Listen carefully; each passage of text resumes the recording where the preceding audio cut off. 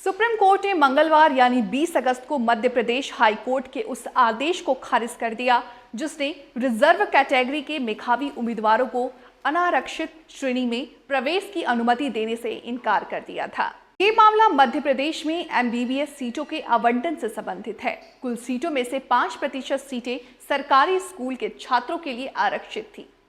मध्य प्रदेश शिक्षा प्रवेश नियम 2018 के नियम 2G के अनुसार कई सीटें खाली रह गई। इन खाली सीटों को GS-UR श्रेणी से ओपन कैटेगरी के स्थानांतरित कर दिया गया। अपीलकर्ताओं ने मध्य प्रदेश के मेडिकल एजुकेशन डिपार्टमेंट के उस फैसले को चुनौती दी थी जिसमें योग्य रिजर्व कैटेगरी के छात्रों को जनरल कैटेगरी के सरकारी स्कूल कोटे की एमबीबीएस सीटें नहीं दी गई। कुछ योग्य छात्र जो रिजर्व कैटेगरी से थे, उन्होंने मध्य प्रदेश सरकार के 36 आरक्षण लागू करने के तरीके को पहले हाई कोर्ट में चुनौती दी। हालांकि हाई कोर्ट ने इन याचिकाओं को खारिज कर दिया। इसके बाद अपीलकर्ताओं ने सुप्रीम कोर्ट में अपील की। अपीलकर्ताओं ने कहा कि रिजर्व कैटेगरी के योग्य छात्रों को जनरल कैटेगरी के सरकारी स्कूल कोटे की एमबीबीएस सीटें दी जानी चाहिए, इससे पहले कि उन्हें ओपन कैटेगरी में जारी किया जाए। इस मामले में मुख्य कानूनी सवाल ये था कि क्षैतिज और ऊर्ध्वाधर आरक्षण का सही अर्थ क्या है। क्या एक योग्य छात्र जो रिजर्व कैटेगरी से आता है उसको क्षैतिज आरक्षण योजना के तहत जनरल कैटेगरी में सीट पाने से रोका जा सकता है या नहीं। पहले समझिए कि क्या है क्षैतिज आरक्षण यानी कि हॉरिजॉन्टल रिजर्वेशन। हॉरिजॉन्टल रिजर्वेशन का मतलब है कि कुछ खास समूहों जैसे महिलाओं, सैनिक, ट्रांसजेंडर और विकलांग लोगों को आरक्षण का फायदा मिले। ये आरक्षण उन समुदाय के लिए होता है जो ऊर्ध्वाधर आरक्षण के तहत नहीं आते। क्षैतिज आरक्षण का उद्देश्य समाज के उन वर्गों को समान अवसर प्रदान करना है जो सामाजिक और आर्थिक रूप से पिछड़े हैं। यह आरक्षण इन समुदायों को शिक्षा, रोजगार, राजनीतिक प्रतिनिधित्व में शामिल होने का मौका देता है। मान लीजिए कि महिलाओं के लिए 50% का क्षैतिज आरक्षण है। इसका मतलब कि चुने हुए उम्मीदवारों में से आधे जरूर महिलाएं होनी चाहिए। ये हर ऊर्ध्वाधर कोटे के लिए लागू होगा। एससी कोटे में 10 लोग चुने गए तो उसमें से 5 जरूर महिलाएं होनी चाहिए। अगर सामान्य वर्ग में 20 लोग चुने गए तो उनमें से 10 महिलाएं होनी चाहिए। अब आपको बताते हैं कि ऊर्ध्वाधर आरक्षण का मतलब क्या है, यानी कि वर्टिकल रिजर्वेशन। इसका मतलब है कि कानून के तहत निर्दिष्ट कर हर समूह के लिए अलग से आरक्षण दिया जाता है। जैसे अनुसूचित जाति, अनुसूचित जनजाति, अन्य पिछड़ा वर्ग के लिए अलग अलग आरक्षण होता है।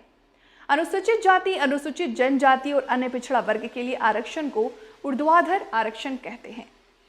अनुच्छेद 16(4) ऊर्ध्वाधर आरक्षण का एक उदाहरण है। इस अनुच्छेद के तहत SC, ST और OBC के लिए सरकारी नौकरियों में आरक्षण दिया गया। आरक्षण का उद्देश्य उन समूहों को समान अवसर प्रदान करना जो सामाजिक और आर्थिक रूप से पिछड़े हैं। यह आरक्षण इन समूहों को शिक्षा, रोजगार, राजनीतिक प्रतिनिधित्व में शामिल होने का मौका देता है। एक साथ कैसे लागू होते हैं? तो क्षैतिज आरक्षण होने अलग अलग तरीके हैं। आपको बता दें कि क्षैतिज आरक्षण हर ऊर्ध्वाधर श्रेणी के लिए अलग से लागू होते हैं, पूरे बोर्ड पर नहीं। जब दोनों तरह के आरक्षण एक साथ लागू होते हैं तो कई सवाल उठते हैं, जैसे एक SC महिला को महिला श्रेणी में गिना जाएगा या SC श्रेणी में, क्योंकि कोटे प्रतिशत में तय होते हैं। इन सवालों के जवाब देने के कई बार मुश्किल होती है और अलग अलग मामलों में अलग अलग तरीके से लागू किया जा सकता है। मध्य प्रदेश में एमबीबीएस सीटों के मामले में याचिकाकर्ता का तर्क मध्य प्रदेश के एमबीबीएस से जुड़े मामलों में अपीलकर्ताओं ने सुप्रीम कोर्ट से कहा कि राज्य सरकार ने आरक्षित उम्मीदवारों को और छोटे समूहों को बांटा था, जैसे UR, GS, SC-GS, ST-GS, OBC-GS और EWS। उनका तर्क था कि ये गलत है और सुप्रीम कोर्ट के पहले के फैसलों के खिलाफ है। याचिकाकर्ता की ओर से वरिष्ठ अधिवक्ता के परमेश्वर ने तर्क दिया कि मध्य प्रदेश सरकार की नीति गलत है। इस नीति की वजह से कम योग्य छात्रों को जनरल कैटेगरी की सीट मिल गई, जबकि ज्यादा योग्य छात्रों को रिजर्व कैटेगरी में सीट नहीं मिली। उन्होंने जोर देकर कहा कि ये प्रथा सुप्रीम कोर्ट के पहले के फैसलों के खिलाफ थी। इन फैसलों में साफ कहा गया था कि अगर रिजर्व कैटेगरी के छात्र योग्य हैं तो उन्हें जनरल कैटेगरी में भी सीट मिलनी चाहिए। मध्य प्रदेश सरकार की दलील। मध्य प्रदेश सरकार के अतिरिक्त महाधिवक्ता नाचिकेता जोशी ने प्रदेश की नीति का बचाव किया, ये तर्क देते हुए कि क्षैतिज आरक्षण के भीतर उपवर्गीकरण उचित और आवश्यक था ताकि सभी श्रेणियों में प्रतिनिधित्व सुनिश्चित किया जा सके।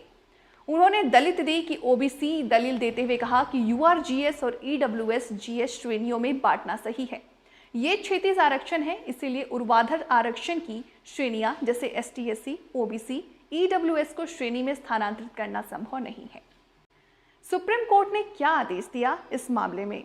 सुप्रीम कोर्ट ने कहा कि अपीलकर्ताओं का तर्क सही है। अपीलकर्ता बहुत योग्य थे, जनरल कैटेगरी के छात्रों से ज्यादा नंबर लाए थे, लेकिन उन्हें जीएस यूआर सीटें नहीं मिली। ये गलत तरीके से क्षैतिज और ऊर्ध्वाधर आरक्षण लागू करने की वजह से हुआ। कई छात्र जो अपीलकर्ताओं से कम नंबर लाए, उन्हें जीएस यूआर सीट मिली। ये सुप्रीम कोर्ट के पहले के फैसलों के खिलाफ है। सुप्रीम कोर्ट ने कहा कि रिजर्व कैटेगरी के योग्य छात्रों को जनरल कैटेगरी के सीटें पाने से रोकना गलत है। एससी, एसटी, ओबीसी श्रेणी के योग्य छात्रों को यूआरजीएस कोटे के तहत सीट मिलनी चाहिए, लेकिन उन्हें नहीं मिला। सुप्रीम कोर्ट ने सौरभ यादव मामले में दिए गए पुराने फैसले के सिद्धांतों को दोहराया और कहा कि क्षैतिज आरक्षण को ऐसे कठोर नियम नहीं माना जाना चाहिए जिससे योग्य उम्मीदवारों को जनरल कैटेगरी में प्रतिस्पर्धा करने से रोका जाए।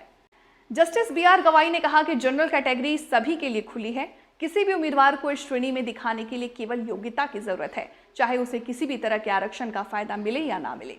रिजर्व कैटेगरी के योग्य उम्मीदवारों को अनारक्षित सीटों से रोकना न केवल अन्यायपूर्ण है बल्कि योग्यता के सिद्धांतों के खिलाफ भी है।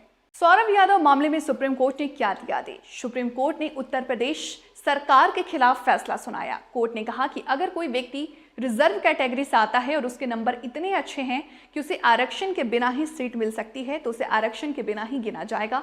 उसे सामान्य वर्ग में आरक्षण के कोटे से बाहर नहीं रखा जा सकता। हालांकि यूपी सरकार का मानना है कि रिजर्व कैटेगरी के छात्रों को केवल अपनी ही श्रेणी में प्रवेश मिलना चाहिए, चाहे वे कितने भी अच्छे अंक प्राप्त करें। लेकिन अदालत ने कहा कि ऐसा करना गलत है और सामान्य वर्ग को केवल उच्च जातियों के लिए आरक्षित रखने जैसा है। मतलब योग्यता को नजरअंदाज नहीं किया जा सकता। अदालत के फैसलों के आधार पर कहा जा सकता है कि योग्यता को प्राथमिकता दी जानी चाहिए। अगर कोई आरक्षित वर्ग का उम्मीदवार सामान्य वर्ग के उम्मीदवारों से ज्यादा नंबर लाता है तो उसे सामान्य वर्ग में ही गिना जाएगा। आरक्षण का उद्देश्य समाज के वंचित लोगों को आगे बढ़ाना है, लेकिन इसका मतलब ये नहीं है कि योग्य उम्मीदवारों को नजरअंदाज किया जाए। अदालत ने क्षैतिज और ऊर्ध्वाधर आरक्षण के बीच एक संतुलन बनाने की कोशिश की। दोनों तरह के आरक्षण को लागू करते हुए सुनिश्चित किया जाना चाहिए योग्य उम्मीदवारों को नुकसान न पहुंचे।